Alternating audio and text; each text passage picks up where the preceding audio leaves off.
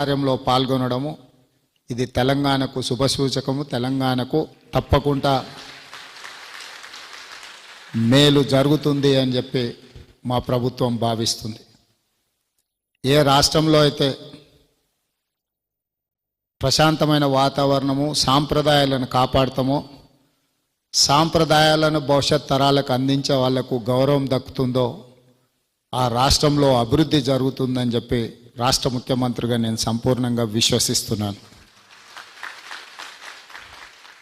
ఇక్కడ ప్రత్యేకమైన దృష్టి పెట్టి ఇలాంటి గొప్ప ప్రార్థనా మందిరాన్ని మా ప్రజలకు, ముఖ్యంగా గతంలో నేను ఇక్కడ పార్లమెంట్ సభ్యుడిగా ప్రాతినిధ్యం వహించిన, ఇక్కడి నుంచే తెలంగాణ రాష్ట్రానికి ముఖ్యమంత్రి అయ్యే అవకాశం నాకు కలిగింది.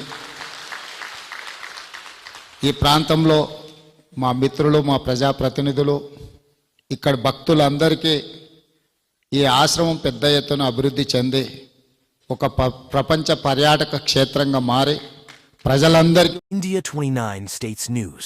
Please support my channel, like, share and subscribe my channel.